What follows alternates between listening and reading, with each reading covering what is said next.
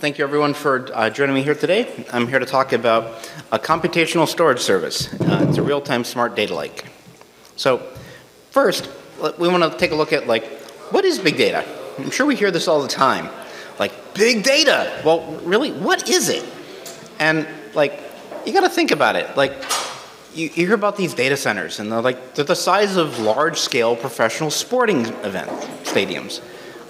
So why is it so slow to process the data? Is there something wrong here?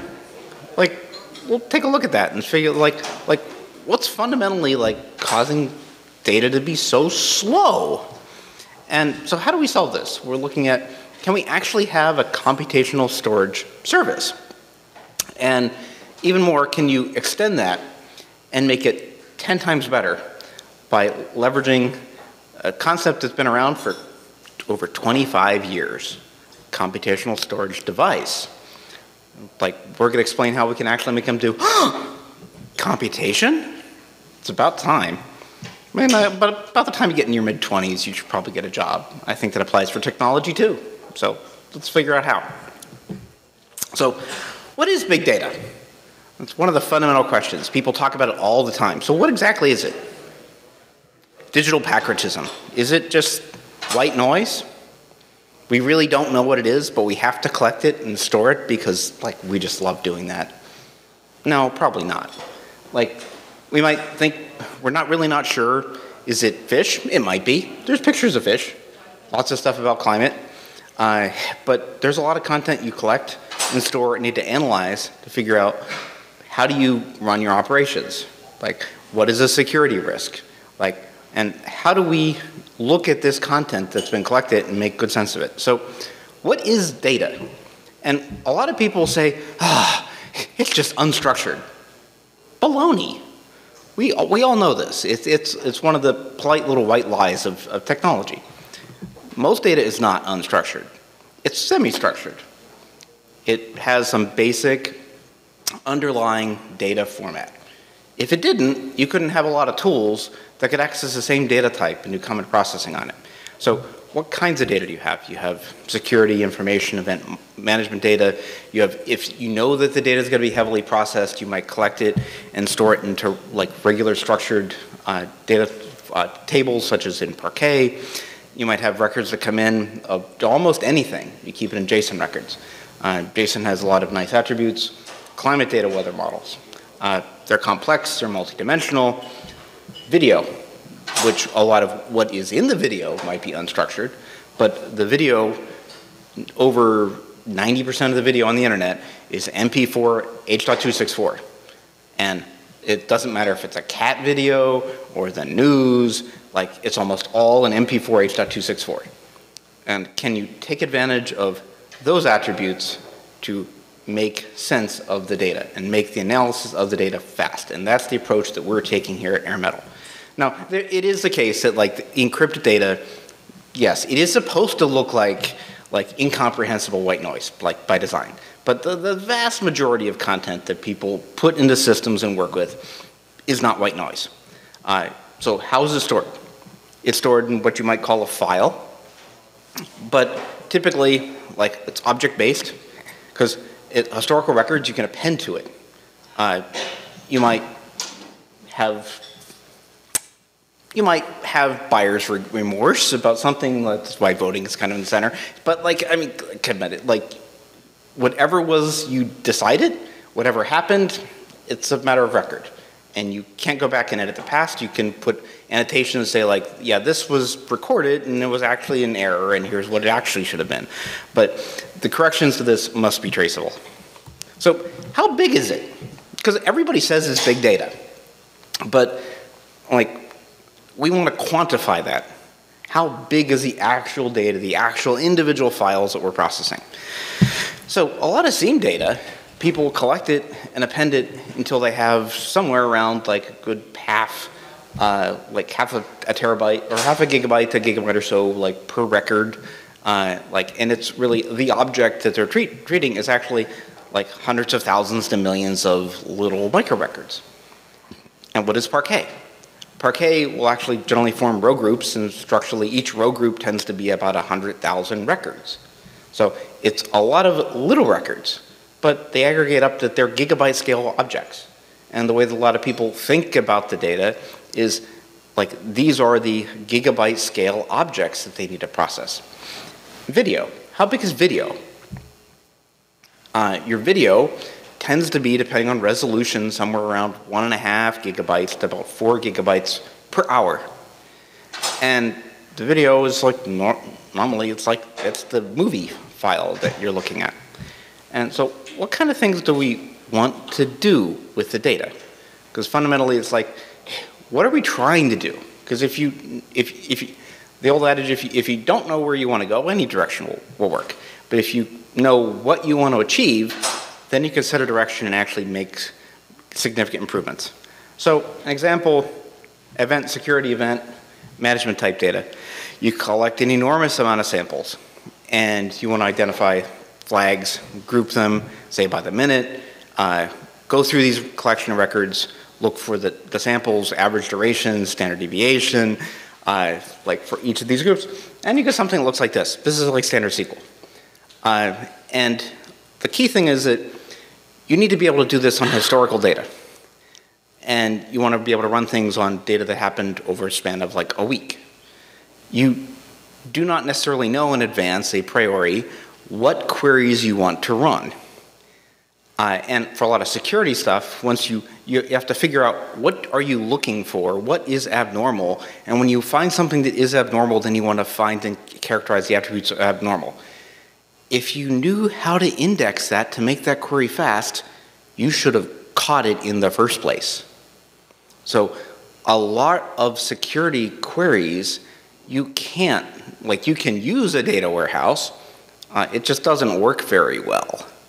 And how cool would it be if you could do that in one shot, in parallel, in place, in storage, erasure coded? Wouldn't that be neat? Just wait, AirMettle. Oh yeah, like NSF, how nice. Yes, we got an award from the National Science Foundation for accelerating, yes, exactly these kind of queries. Like more complex queries, you can do things that have additional levels of organization, like order by. Like the SQL can get actually kind of complex. I mean, there's a reason people use data warehouses for these things. But what other kind of things do people want to do with large amounts of data? Say, what's the weather outside? Classic question. What's the weather data look like? Well, data models are kind of complex. I mean, like tabular data is all very nice and neat, and every record, like nice, easily definable. Like climate data models, it's like the Earth. And it's not like a cube, it's a sphere. Not quite an exact sphere, but it's effectively modeled as a sphere. It's latitude, longitude, and over time, it's like you have to have coordinates to tell you where the data points are. And then within those data sets, you have things like pressure, temperature, humidity, and you need to do analysis on that. If you look on the weather report, sometimes you'll hear people say about, oh, this is a low pressure zone. And like, so to layman's term, you might think, oh, low pressure, that means it might be a storm. And like, no, in fact, not. If low pressure meant indication of storm, then if you went out in the middle of the night when it's a clear sky, you would look up at the sky and you would see a horrific storm engulfing the entire planet. Because space is a vacuum. Very low pressure. So why do we have storms and there isn't a big storm around the planet? It has nothing to do with the absolute value of pressure. It has to deal with the delta, like if you have a sharp drop. So what you want to do on climate models is you look not necessarily for like max, min, those are interesting, but it's like within a region, what is the standard deviation? What are the statistical properties of that? Can you do rescaling of data from a fine-grained grid, which has the accurate measurements, to a coarser-grained grid, so you can understand what's the characteristics of the weather that might impact you. These are the kind of things you need to do to analyze climate data and forecast the weather. Could you do this in your storage? Gee, like Noah's logo's on here. Yeah, we got an award from them too. Coming soon. And can you do things like searching video? So what are things, if you look at companies that deal with security or surveillance footage or movie production or thing, particularly take the thing of security. You take somebody and say like, oh, so you have security footage and like, oh, so we want to analyze this, like there was some incident, we need to find this, so like, can you find this person? It's like we have all these video files, of course you can find it. And the people say, yes, of course we can. Just tell us which camera and what time. Like, excuse me? We wanted to find if the person was here, and if so, when.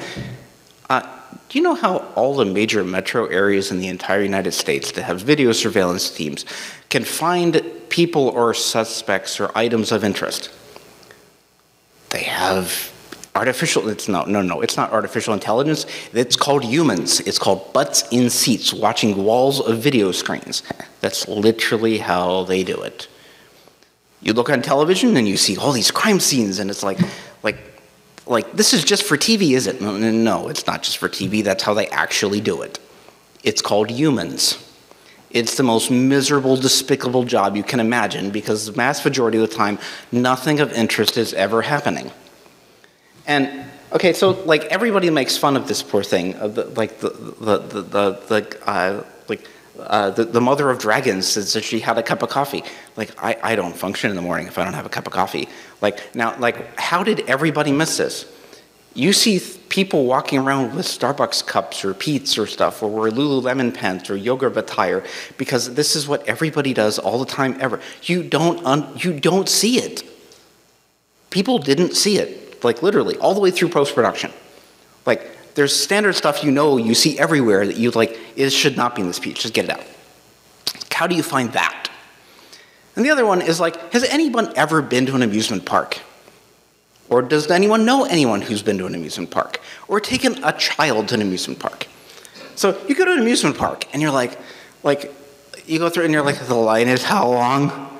Like, it's only 2 hours, sir. 2 hours? So right, no. Like, do you want to ride? Like, no, I do not want to ride the roller coaster. Like Skippy's like, I want to ride the roller coaster. I'm like, oh God, dear God, no. And it's like, well, like the instant that Skippy is tall enough to ride the roller coaster themselves, one of the parents almost guaranteed is going to say, they're going to ride the roller coaster, and we are going to go. And of course, the parents go somewhere else in the amusement park. The kid realizes, I ditched mom and dad, yay! And like they like realize that they can go single rider line. And the line goes from like 2.5 hours to like 15 minutes. Like they ride the roller coaster until they're basically sick of it. And then they realize like, I'm gonna go halfway across the thing, I'm gonna like do bumper cars. The parents come back early because the kid could not possibly have gotten out and they can't find their kid.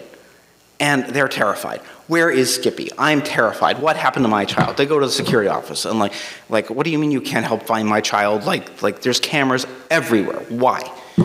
And like, this happens like all the freaking time. What if you could say like, here's your kid? What if you could like find the child? Like, you have all these cameras. Why can't you do that? Wouldn't that be nice? Can we do that? Yeah, we're going to get there. And yes, the provisional application is actually published. So, like, okay, so what is a data lake? What's it look like? And how do we do anything with that? So, like, the data comes in and it's organized, and like the technical babble is basically, it's a distributed file system, so like you don't have hotspots that reads or right. Like, yeah, we figured that out like long ago. And like AWS with S3, basically they have the standard APIs for like how you can do this in a scalable, efficient manner, like nice semantics. So now, but what is the data? As I said, it comes in from everywhere, but it's basically semi-structured, whether it's JSON, tables, CSV, and now the data is internally chopped up. So you can like read it efficiently, avoiding hotspots, efficient data protection. These are very important fundamental things, and they do it, and they do it very well. Now, the value of this data is in trying to analyze and get insights from it. So you have all these other tools that, like, the data stored here, you're going to analyze it here. Now, if you walk in, like set aside what it does and how it does it. If you walk into a large-scale data center, like broad brushstrokes, if you just ask where the cabinets are labeled or amount of infrastructure, this ballpark about 40% of the floor plate is going to be storage. And like give or take, and about as much of the floor plate's going to be your compute instances. Now, the compute is carved up into lots of little islands, and the storage tends to be a larger, fairly amorphous substrate. And what's the other stuff in the middle? Well, it's like the networking, the air conditioning, and all the so we have to move everything to do anything with any of it. So, like all this data movement, like really brings me back. Like beginning of my career, like I started in the networking industry, and like we help people like move their data, and like the way we got paid was people got to move their data, and for this, you got to move the data a lot. So this is really, really awesome for moving data. It's great for selling networking gear, and for like anybody like who remembers like the classic commercial from Dunkin' Donuts, like time to make the donuts or time to move the data. See, I'm not sure if the sound's connected here. So this is basically like continually going up and back in every day, no matter what the time of the day is, or like they're always making very fresh donuts. They're going back and forth and making sure that the donuts are always fresh. They're always moving the data. If you're going to do anything with the data, you have to move it here and move it there. And at some point you realize that like I moved the data. So like, okay, so how do we not do this? If you're doing something and like you're butting your head, can we do something better? Can we actually process the data within the storage layer? Why don't we actually process it where it actually is? So the concept of computational storage, as I said at the beginning of the talk, it's been around for like 25 years. Like I was in graduate school, it was fun. Active disks, 1998. Like what happened? Like what happened? So, like, and why? Like, fundamentally ask the simple question, why? So, large-scale systems, data protection. Like, the data isn't actually stored if it's not robust and reliable. So, classic thing in computing, if it's not that things change, it's that things change at different rates. If everything changes at the same point, then and you want something to be 100 times more, then you would say, well, when I go to the store, instead of paying in dollars, I will say I pay in pennies. That's kind of pointless. It's the same thing. What matters is that like some things change at much different rates. Way back in the day, processing was so horrifically expensive and wires were so incredibly cheap, we literally found the smallest humans we could to crawl into small places and wire wrap components together. This literally was a thing. Now, at that time, it was critically important to have a very simple algorithms that were easy to execute because gates were incredibly expensive. So RAID algorithms can use very simple erasure codes, like basically sets of XORs, to take uniform sets of data and say with a uniform set, you compute an XOR. And it's very easy if one of them gets taken out, you can regenerate the data from the ones that remain. If it's simple, like +1 type things, then classically RAID. If it's n plus m, then it's effectively erasure codes. They're been proven and used for decades, and they work. So what's wrong with them? So, like, why don't we take a look at some very simple data? And this is an example of data, literally table in CSV. And if you cut it up into nice uniform pieces, then like 4 plus n, you can like have nice simple data protection. Like it's all well and good, it's been proven for decades and everyone's been using it. Life is good until you look at, dear God, no, like what is that? Yes, this is in fact what you get on almost anything. Your records are basically broken up on arbitrary, nonsensical boundaries and lopped. Some of them go in some things, the metadata is in some other fields, and CSV is actually relatively easy. Like more complex data types, you can't even tell anything if you don't have particular places where you have the hotspots. Like yes, Parquet is technically designed so you can process the pieces in parallel. All the data's in footer. You get a hotspot and synchronize failures if you try it. So these things work for protecting data on hard drives cheaply. They're not analytics friendly. So what do we do? What do we do that's different? Well, as I said, everybody's concerned about what their data is. Now, the form of the structure of the data format they're using, that's much simpler. And so we built our system, so our storage system is data format aware. And we leverage that so that we can do in place, where stored, parallel processing even on just data which is even erasure coded. So super efficient, super cheap. How? So this basically looks at like whether data is in like record oriented or something like Parquet. Like we'll look at the critical metadata which helps us understand the object. And we find the actual internal record boundaries of that data which is meaningful. It's not what the data means. It's not what's in the data. It's basically the structure of the data. So we do effectively a structural boundary, and we have a very light wrap. So this is very much not to scale. The typical metadata overhead to enable parallelization of processing in place in our storage is typically 0.1%. Like you never see it. The overhead for erasure coding to protect the data is typically like 20-ish odd percent over that. Okay, so yeah, we add like 0.1% to that. Like constructively, you just never see it. But you need to generate the data that tells you what the boundaries are, how to process it. That's a pre-processing step that's done as the data comes in. Now, as you paid attention, the data here, this means that the data is not cut at fixed boundaries.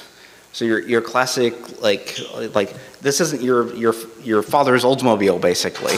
The data protection, no, it's not the same. But it is pretty similar. So the data protection algorithms have to deal with the fact that like the data is not fixed size. And you could deal with incredible variable size of the components, but in practice, the vast majority of our partitionings, they're like they're off by like a few percent, but like you could have something that like something isn't even entirely not there. So you can have wide variation in the protection elements. Now, okay, so what does this mean in practice? So it's like people tell you that I wrote a paper about something all the time. So like the proof in the pudding is in the eating, as they say. So like how does it taste? So like what can this actually do? So look at things for analytics of classic tabular data, whether it's security information event management, natural language processing. So like there's simple things like selection, and then there's more complex processing. So we work with University of Wisconsin-Madison, MIT, to look at how could you apply like S3 select type query processing to accelerate star schema benchmark. And the classic set of predicates, they give us like 223 that you could boil that star schema benchmark down to. We could run those predicates 100 times faster than S3 because the data elements are large and we chop them into very large number of components.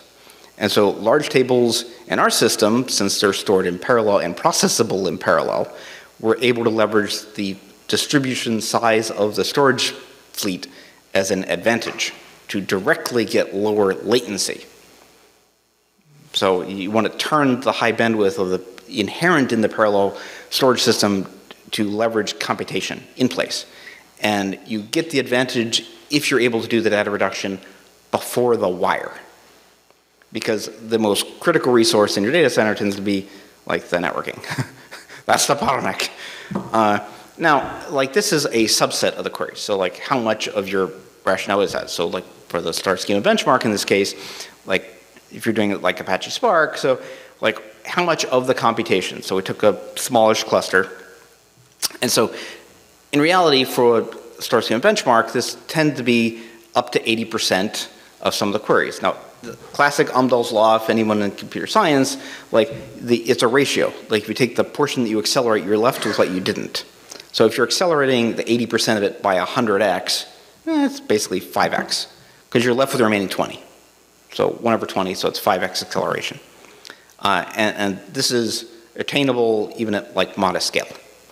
Now, on seeing what we can do on this, one of our customers, Los Alamos, was like, well, you know, they're very interested in, can you leverage computational storage? Could you actually make this potentially another order of magnitude faster?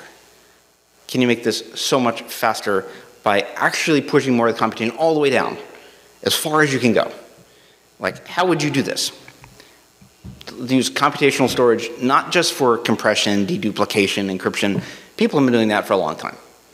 And it's classically, actually, it's pretty hard to sell devices for that, because you're, like a computational device, if you're only using it for that, and it's coming from a small vendor especially, then you have the additional challenges that here's a device from a small vendor, constrained supply chain, limited availability to obtain products, support, spares. Like a lot of these boring logistics things a lot of people do not think about until you deploy at scale. They preclude you from deploying at scale.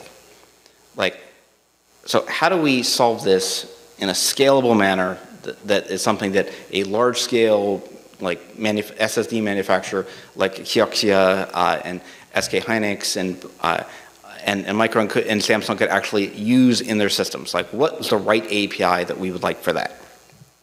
Effectively, we took an NVMe SSD effectively and extended that so it could actually have an object type API and literally add a select capability very similar to like the same semantics as AWS S3 has with select. Provide those semantics. So if you've landed a processable object in that device, then you can directly query that device direct. That enables you to delegate the processing all the way down. And then the only data that's coming back is the results. And yes, there's clearly next level optimizations that we're looking at for like how we can push it even further. And clear limitation of it, like this shows how you can do it, example API, and this code is public, by the way. So, and this is not what we do. So the key thing we do is the large scale distributed reliable system. Like we're viewing this as, this is what we would like. And we would highly encourage like memory device manufacturers to be able to make an intelligent, usable computational storage device.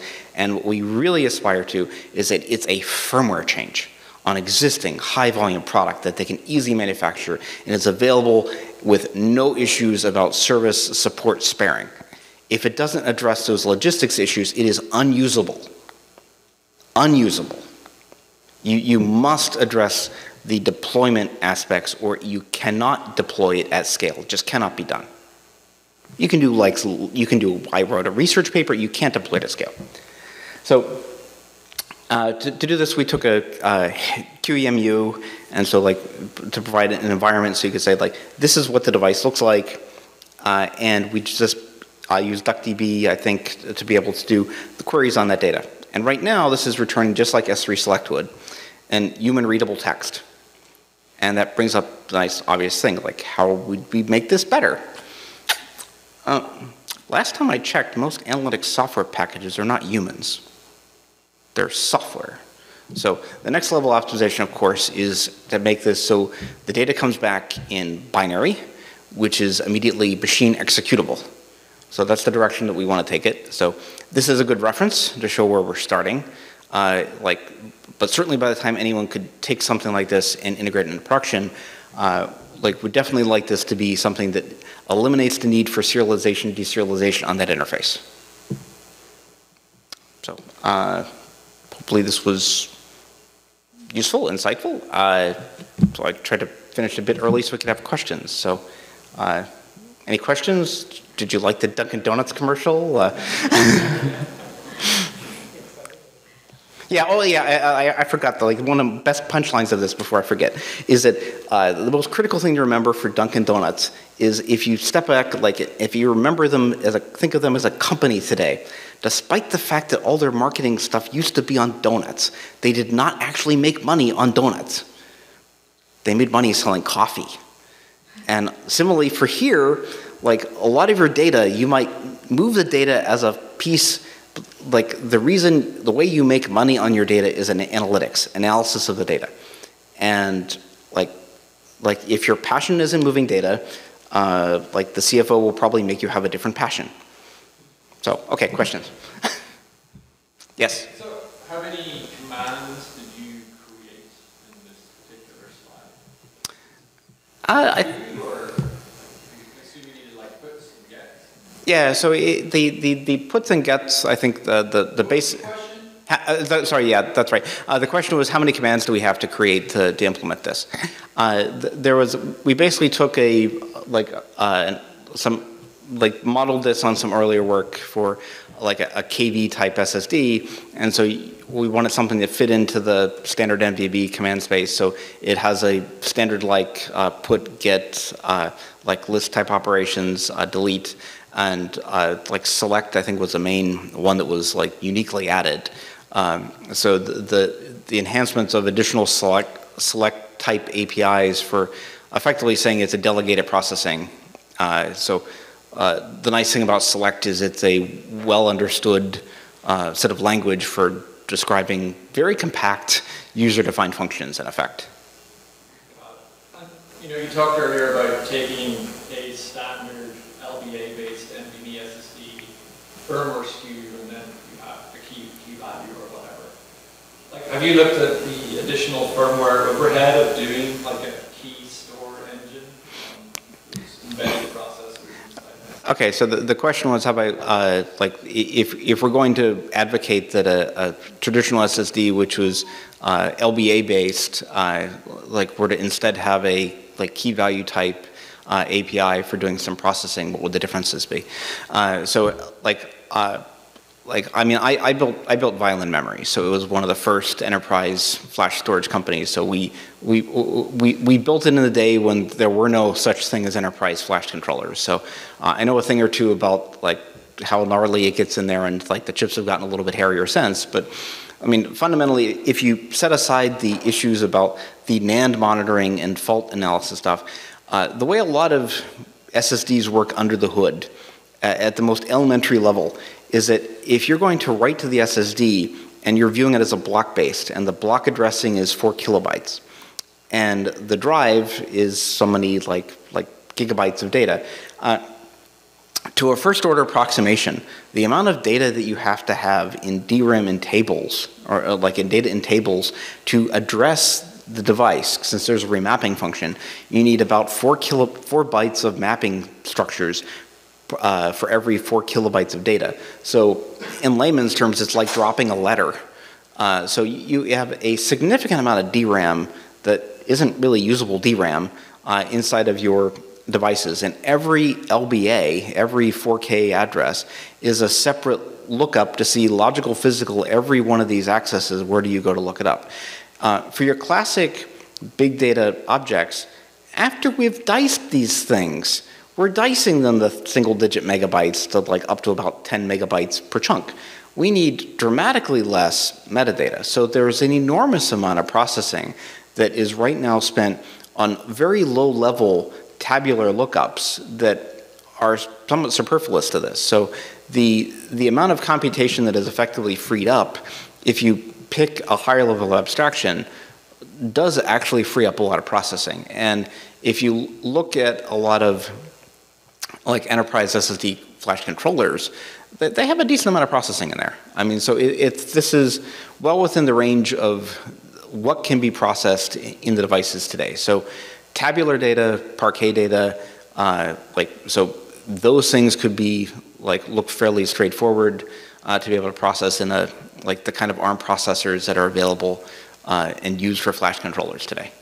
It is a material redesign, but it's well within the scope of what those processors are capable of. And I say this from the point of view of someone who had built commercial enterprise systems ground up from FPGAs and stuff. Does that address your question, sir? It does. Okay. Next question, please. Either that or I'll start calling on some people because I know a few people. Sure, go ahead. So you used SPDK for the driver? Yes. The virtual machine. So what changes were necessary there? What changes were necessary? Jessica, do you want to?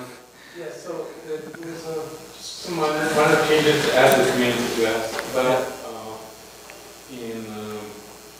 Basically, there was the hardware, the NVMe command set, extending it in there. Basically, when you look at here, the key changes, we have 3 repositories there. So slight changes SPDK to add the command set on the client side, the changes on the QEMU side to receive those commands and process it.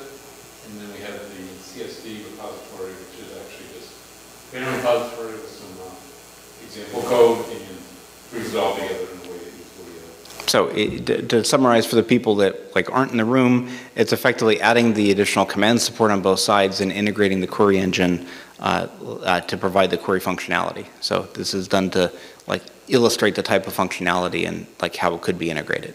But the key thing is like this is we want it to be as clean of an API as possible.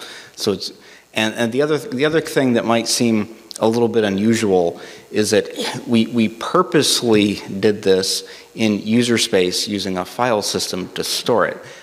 Even though, yes, we know how to build like low-level SSDs, but this is critical that a lot of the value that the flash manufacturers have is that they know how to do low-level FTL.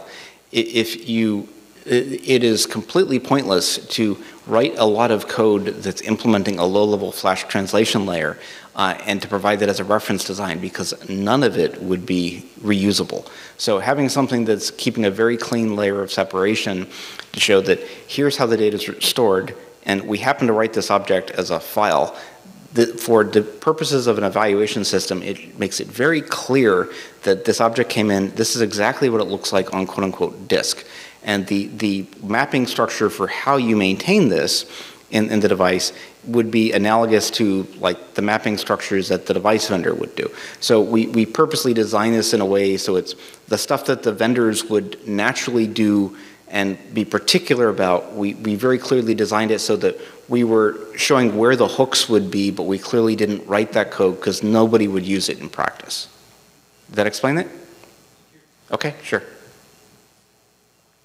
Any other questions? Did people like the Dunkin' Donuts commercial or they didn't like it? You've never seen it. Sorry, I'm older than you.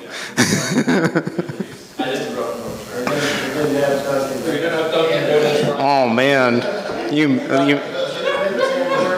missed out growing up.